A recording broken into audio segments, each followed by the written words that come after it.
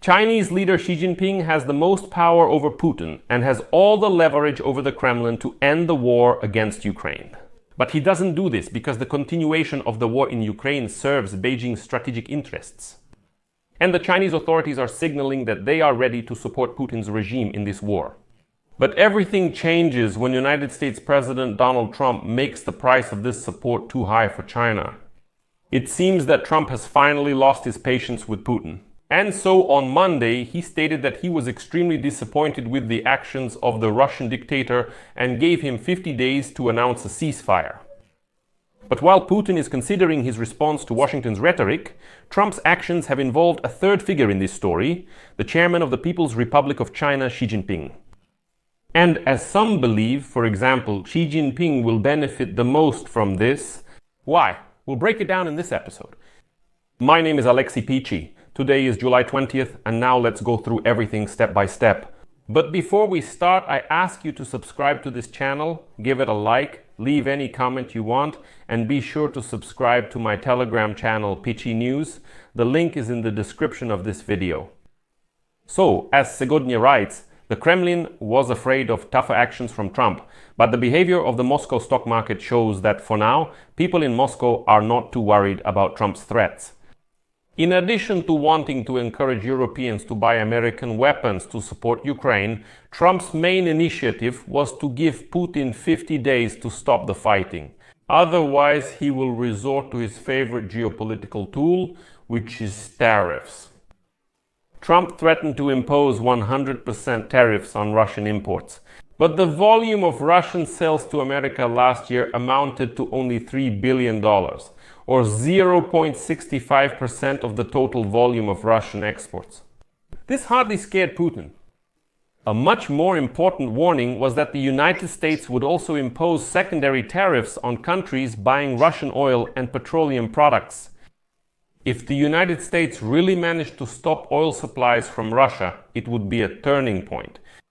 Russia's total revenue from oil sales last year amounted to $192 billion. And that's just the official part, not counting the so-called shadow fleet. But in Moscow, they're sure that this is just an empty threat from Trump and that he won't do it. Although among the buyers there are also such allies as Japan, Turkey, Hungary and Slovakia. After all, 3/4 of Russian oil goes to China and India. Considering that Trump is offering India expensive F-35 stealth fighters, it seems like now is not the time to provoke New Delhi. While Trump's previous plan to impose a 145% tariff on Chinese goods led to retaliatory measures from Beijing and outrage from American companies that depend on Chinese manufacturing. Although it's important to note here that India is already signaling it can redirect its oil supplies if Trump actually imposes these tariffs. India's oil minister stated directly this week that India has alternatives and they can stop using Russian oil fairly quickly, just like it was before Russia's full-scale war against Ukraine. Currently, 35% of this country's total imports come from Russia, while before February 2022, the share of Russian oil was just under 2%. So if they go back to that level, it would be absolutely great. China, on the other hand, is unlikely to be able to redirect its oil purchases so quickly within this 50-day period, even if it really wants to. On the other hand, they are sure that supposedly excluding Russia from the global market would destabilize that very market and lead to higher gasoline prices in the United States, which, as is well known, is a sensitive indicator for American presidents. Maybe Trump still has some aces up his sleeve that we don't know about, but for now, that's exactly how things look. However, Trump's actions also highlight that the person who can best make Putin change course regarding the war against Ukraine is not Trump, but the Chinese leader Xi Jinping. But we are quite sure that, judging by everything, Xi Jinping does not intend to do that. On Tuesday this week, the chairman of the People's Republic of China met with Russian Foreign Minister Sergei Lavrov and stated that Russia and China should strengthen their mutual support. At the same time, the Chinese Ministry of Foreign Affairs condemned the threat of imposing tariffs, calling them illegal unilateral sanctions. None of this is surprising. Earlier this month, while declaring neutrality regarding Russia's war against Ukraine, Chinese Foreign Minister Wang Yi told his European Union counterpart Kaja Kallas that Putin's invasion has been a blessing for Beijing, as it allowed the West to focus on Europe rather than the Pacific region. He stated that China cannot allow Russia to be defeated because then all the attention would shift to China. Well, for now, it is Russia that is taking the full blow. But unfortunately, China is not limited to just rhetorical support. China is already supplying Russia with a wide range of so-called dual-use goods, which can have civilian applications but are also vital for Putin's war machine. They are sold at prices that reflect Moscow's weak bargaining position.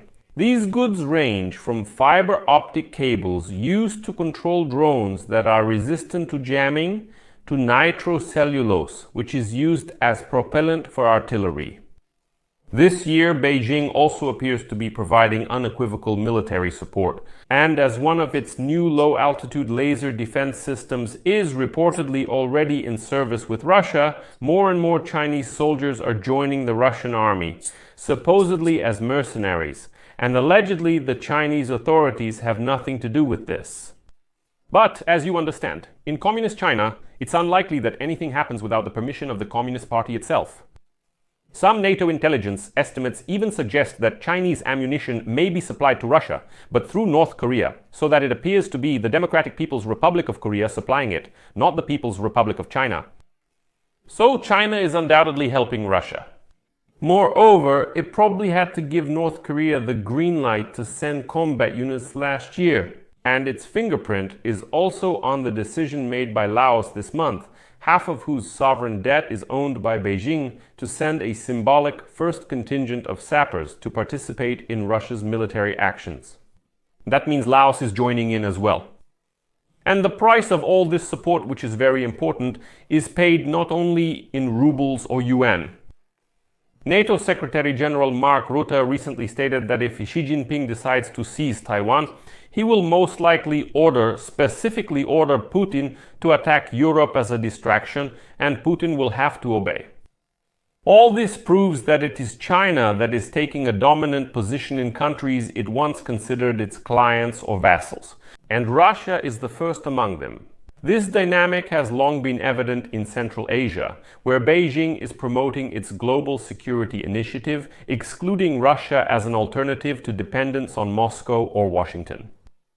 Moreover, Cuba, for example, where Beijing is funding 55 new solar energy projects this year, and several African countries where the Chinese are increasingly involved in training police and military officers. We are witnessing the quiet expulsion of Russia from those territories where it once had influence. That is, in African countries where the Wagner private military company once came and supposedly trained local military forces, now China is doing this. And notice, they're doing it absolutely quietly. Well, apparently, so that Putin doesn't have to explain to Russians that China is such a comrade and friend that it's simply kicking Russia out of Central Asia and Africa, including Cuba as well. And Russians understand that China is actively taking advantage of Russia's weakness. And just recently, the New York Times got hold of a memo from Russian intelligence, which said that China is increasing its espionage against Russia. Meanwhile, Beijing regularly gives polygraph tests to its employees who return from Russia in case they were recruited by Moscow. As we can see, Xi Jinping is in no hurry to push Putin toward ending the war against Ukraine. And besides diverting Western resources and attention, this further increases Moscow's dependence on Beijing. China is its largest trading partner today.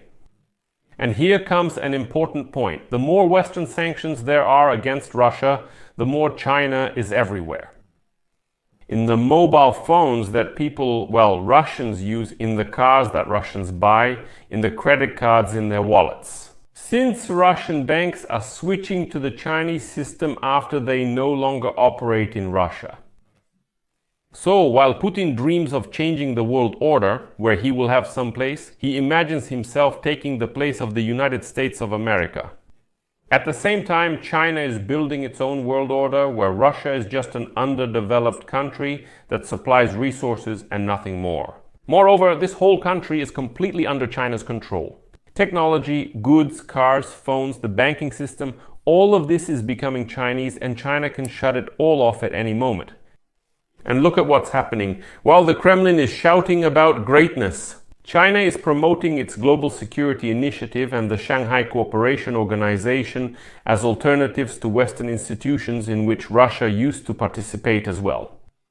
China is promoting the Asian Infrastructure Investment Bank instead of the World Bank and the International Monetary Fund, and China is promoting the cross-border interbank payment system as an alternative to the interbank network. And all of this is being actively implemented in Russia while it is being cut off from everything Western. Accordingly, all the levers of control over Russia as a state end up in Beijing's hands, and now Trump is saying that his goal is to separate Moscow and Beijing. But how realistic this is, as you understand, is still completely unclear.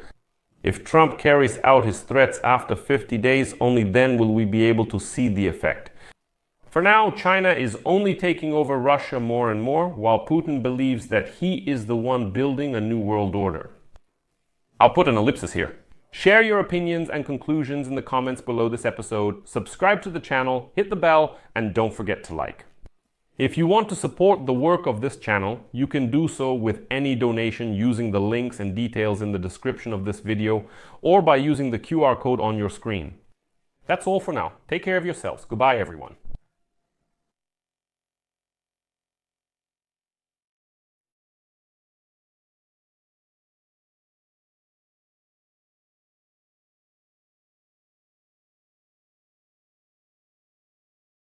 Subtitles created by